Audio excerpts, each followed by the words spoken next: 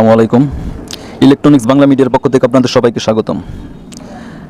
আজকে সিআরটি টেলিভিশনের পার্ট 3 নিয়ে আপনাদের মাঝে চলে আসলাম। আজকের ভিডিওর বিষয় হচ্ছে ভার্টিক্যাল আইসি। আপনারা এই সার্কিটের মধ্যে দেখতে পাচ্ছেন 7 পিনের একটি আইসি আছে।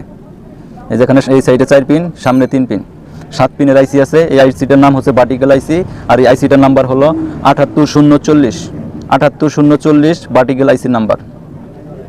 এটা চায়না সিআরটি টেলিভিশন সার্কিটের মধ্যে এই ভার্টিক্যাল আইসিটা কমন একটা আইসি। আইসিটা থাকবে এই সিআরটি টেলিভিশন সার্কিটের মধ্যে যতগুলা কমন সমস্যাগুলো হয় তার মধ্যে ভার্টিক্যাল আইসিটা অন্যতম। ওই ভার্টিক্যাল আইসিটা সচরাচর বেশিরভাগই নষ্ট হয়ে যায়। আজকে আমি দেখাবো যে ভার্টিক্যাল আইসিটা কিভাবে কাজ করে এবং ভার্টিক্যাল আইসির মধ্যে কি কি ভোল্টেজ আসে এবং কি কি ভোল্টেজ আসার পরে ভার্টিক্যাল আইসি থেকে ছবিটা বড় হয়। প্রথমে আপনাদেরকে আমি পাওয়ার দিয়ে দেখে নেই যে ভার্টিক্যাল আইসির কোন পিনের মধ্যে কত ভোল্টেজ আসছে। 200 ওয়াট সিরিজের মধ্যে লাইনটা ইনপুট করলাম। এখন গ্রাউন্ডের মধ্যে একটি মিটারের লাইন ধরলাম এবং পজিটিভ লাইনটা আমি দেখব। এই যে এখানে দেখতে পাচ্ছেন 110 ভোল্ট। 110 ভোল্টের পরে এখানে হয়েছে ভার্টিক্যাল আইসির জন্য ভোল্টেজ 26 ভোল্টের মধ্যে আছে। এটা 26 ভোল্ট, 27 ভোল্ট, 28 ভোল্ট বা ভোল্টেজ কম বেশি হতে পারে। এটা হচ্ছে ভার্টিক্যাল আইসির ভোল্টেজ। এই ভোল্টেজটাই যে এখানে দেখতে পাচ্ছেন এখান দিয়ে রেজিস্টার হয়ে এদিকে রেজিস্টার হয়ে ভার্টিক্যাল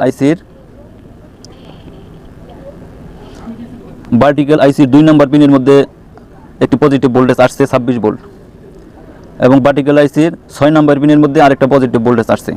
যেখানে যে 26 ভোল্টটা আসছে, 26 ভোল্টটা সরাসরি ভার্টিক্যাল আইসির 2 নম্বর পিনের মধ্যে আসছে এবং আবার এখান থেকে একটি 4004 একটি ডায়োড হয়ে যেখানে কিন্তু 1 ভোল্ট কমে গেছে। 4004 একটি ডায়োড হয়ে ভার্টিক্যাল আইসি 6 নম্বর পিনের মধ্যে একটি ভোল্টেজ আসছে 25 ভোল্ট। এখানে যেহেতু একটি ডায়োড ব্যবহার করছে, ডায়োডে 1 ভোল্ট ড্রপ খাইছে, 1 ভোল্ট কমে গেছে। ভার্টিক্যাল আইসির 2 নম্বর পিনের মধ্যে 26 ভোল্ট এবং ভার্টিক্যাল আইসির 6 নম্বর পিনের মধ্যে 25 ভোল্ট। আর এই আইসিটা কিভাবে কাজ করে, যখন আমাদের এই মাইক্রোকন্ট্রোলার আইসিটা সিস্টেমটা চালু হয়ে যাবে, এই যে এখন আপনারা দেখতে পাচ্ছেন মাইক্রোকন্ট্রোলার আইসিটি কিন্তু রানিং আছে। মাইক্রোকন্ট্রোলার আইসি রানিং হওয়ার সাথে সাথে এই মাইক্রোকন্ট্রোলার আইসি থেকে ভার্টিক্যাল আইসির 1 নম্বর পিনের মধ্যে একটা ভোল্টেজ তৈরি করবে। এই যে আপনারা দেখতে পাচ্ছেন এখানে 3.2 ভোল্টের মতো ভোল্টেজ আছে। 3.2 ভোল্ট ভার্টিক্যাল আইসি থেকে কিন্তু আসছে। ভার্টিক্যাল আইসির মধ্যে আসছে মাইক্রোকন্ট্রোলার আইসি থেকে। মাইক্রোকন্ট্রোলার আইসির 16 নম্বর পিন থেকে এই 8895, যেহেতু এটার আইসি নাম্বার 8895 বা 8873 আইসির 16 নম্বর পিন থেকে এই ভার্টিক্যাল আইসির 1 নম্বর পিনের মধ্যে একটা সিগন্যাল যাবে। এই যে আপনাদেরকে আমি দেখাই 16 নম্বর পিন, এই যে 15, 16। এই 16 নম্বর পিনের মধ্যে দেখুন 4 ভোল্ট, 5 ভোল্টের কাছাকাছি একটা ভোল্টেজ আছে।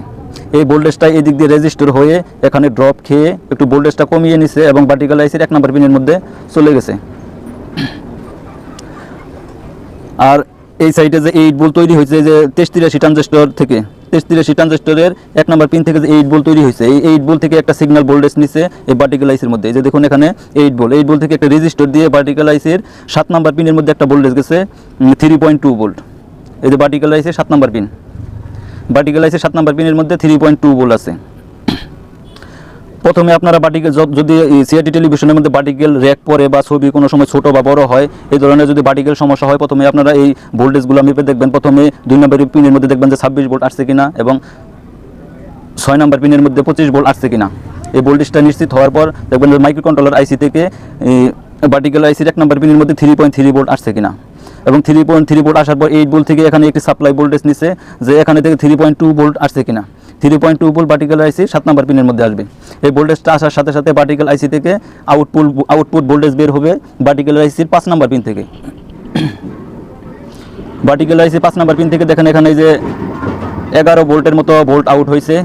এই 11 ভোল্ট আউট হয়ে ইউক কয়েল যে আছে, ইউক কয়েলের যে 4টি টার্মিনাল আছে তার মধ্যে 2টি টার্মিনাল হলো ভার্টিক্যাল আইসির জন্য এবং আর 2টি টার্মিনাল হলো এইচটি ভোল্টেজ এবং 110 ভোল্টের জন্য। এই যে এখানে মার্ক করা আছে যে এটা এইচটি ভোল্টেজ সরাসরি ভার্টিক্যাল আইসি ইউক কয়েলের মধ্যে চলে গেছে এবং এখান থেকে 110 ভোল্টের যে ভোল্টেজটা, এই ভোল্টেজটা ইউক কয়েলের মধ্যে গেছে এবং এখান থেকে আরও যে 2টি প্রান্ত দেখছেন এখান থেকে যে ভার্টিক্যাল আইসির ভোল্টেজটা ইউক কয়েলের মধ্যে গেছে। এখানে জ্যাক লাগানো আছে। এই দেখুন এই পিনের মধ্যেও ভার্টিক্যাল আইসির মধ্যে দেখুন 11-12 ভোল্টের মধ্যে আসছে। কোনোটার মধ্যে 10 ভোল্ট, 12 ভোল্ট বা 11 ভোল্ট পর্যন্ত বা 13 ভোল্ট পর্যন্ত এখানে ভোল্টেজ আসে। এই ভোল্টেজটা আউট হচ্ছে ভার্টিক্যাল আইসির 5 নম্বর পিন থেকে। ভার্টিক্যাল আইসির 5 নম্বর পিন থেকে যদি এই টেলিভিশনটা যদি সিস্টেমটা যদি বন্ধ থাকে, টেলিভিশনটা যদি বন্ধ থাকে, তখন কিন্তু এখানে ভোল্টেজটা যে পার্টিকুলার আইসি যে ভোল্টেজটা আসছে এই ভোল্টেজটা কিন্তু এখানে শো করবে। এখানে 11 ভোল্টের মতো 11.5 ভোল্টের মতো দেখতে পাচ্ছেন। যদি সিস্টেমটা অফ করে দিই এখানে ভোল্টেজটা কিন্তু বেড়ে যাবে। এই যে আমি সিস্টেম ভোল্টেজটা অফ করে দিলাম, এই দেখুন সিস্টেম ভোল্টেজটা কিন্তু অফ আছে। এখন এখানে যদি মাপি ভোল্টেজটা এই পার্টিকুলার আইসি থেকে যে ভোল্টেজটা আসছে এই ভোল্টেজটা কিন্তু এখানে শো করবে। এই দেখুন 26 ভোল্টই কিন্তু শো করতেছে, 26 ভোল্টেজ শো করতেছে। এবং যদি সার্কিটটা যদি আমি রানিং করি তখন কিন্তু পার্টিকুলার আইসি সুইচিং ভোল্টেজ সিস্টেম থেকে পাওয়ার পর ভোল্টেজটা কিন্তু কমে পার্টিকুলার উপযুক্ত একটা ভোল্টেজ তৈরি হবে। এই যে এখন দেখুন এখানে আমি মাপতেছি, এই যে 11 ভোল্ট বা 11 ভোল্টের উপরে ভোল্টেজ আছে। তাই আপনাদের পার্টিকুলার আইসি যদি কোনো সময় সমস্যা হয় বা পার্টিকুলার রেক যদি সিআরটি টেলিভিশনের মধ্যে পড়ে, প্রথমে আপনারা পার্টিকুলার আইসিটা ভালোভাবে দেখে নেবেন যে এটা কোনো ফুটে গেছে কিনা বা পুড়ে গেছে কিনা। যদি আইসিটি ভালো থাকে তখন আইসির মধ্যে যে ভোল্টেজগুলোর কথা বললাম এই ভোল্টেজগুলো চেক দিবেন। এবং মাইক্রোকন্ট্রোলার আইসি থেকে যে সিগন্যাল ভোল্টেজটা গেছে এই ভোল্টেজটা চেক দিবেন। 8 ভোল্ট থেকে যে সিগন্যাল ভোল্টেজটা গেছে এই ভোল্টেজটা চেক দিবেন। এবং পার্টিকুলার আইসির পজিটিভ ভোল্টেজগুলো দেখালাম এবং এটার মধ্যে যে নেগেটিভ ভোল্টেজটা আসছে,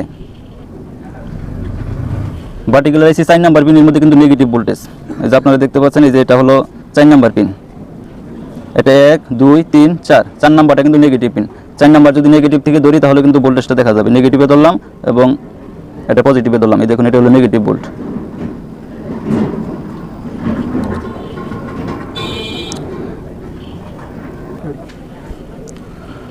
পার্টিকুলার আইসির মধ্যে যে ভোল্টেজগুলো দেখালাম এই ভোল্টেজগুলো যদি ঠিক থাকে তাহলে কিন্তু অবশ্যই আপনাদের টেলিভিশনের মধ্যে ছবিটা বড় হবে।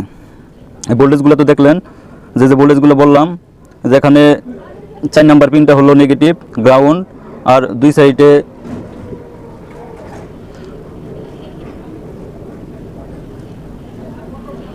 দুই সাইডে 2 নাম্বার এবং 6 নাম্বার পিন হলো পজিটিভ ভোল্টেজ।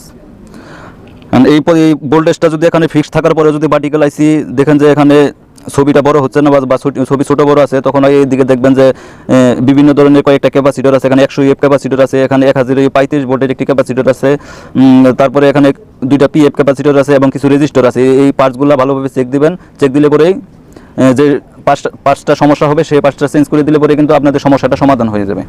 পার্টিকুলার আইসির কাজ এই পর্যন্ত। এর বাইরে পার্টিকুলার আইসির তেমন কোনো সমস্যা হয় না। বেশিরভাগ কমন সমস্যার মধ্যে পার্টিকুলার আইসিটা নষ্ট হয়ে যায় বা পার্টিকুলার আইসির ভোল্টেজগুলো মিসিং হয়ে যায়, বা যেখানে 135 ভোল্ট ক্যাপাসিটর আছে এই ক্যাপাসিটরটা নষ্ট হয়ে যায়, এখানে 1035 ভোল্ট ক্যাপাসিটর আছে এই ক্যাপাসিটরটা নষ্ট হয়ে যায়। আমি যে আইসির মধ্যে ভোল্টেজগুলো ইন্ডিকেট করে দিলাম, এই ভোল্টেজগুলো যদি আপনারা মনে রাখেন তাহলে যে কোনো সিআরটি টেলিভিশনের পার্টিকুলার সমস্যার সমাধান করতে পারবেন। তো পার্টিকুলার আইসির মধ্যে আর কোনো সমস্যা নেই। এর পরবর্তীতে আমি অন্য সেকশন নিয়ে আলোচনা করব। অন্য সেকশনের ভিডিও আপনাদেরকে আমি দেবো ধারাবাহিকভাবে। আপনাদেরকে আগে বলেছিলাম যে সিআরটি টেলিভিশনের ভিডিও আমি পার্ট বাই পার্ট আমি এই চ্যানেলে আপলোড করব। তাই ধন্যবাদ সবাইকে। ইলেকট্রনিক্স বাংলা মিডিয়ার পাশেই থাকুন এবং আমার চ্যানেলটি অবশ্যই সাবস্ক্রাইব করবেন এবং বেশি বেশি করে শেয়ার করবেন। আসসালাম।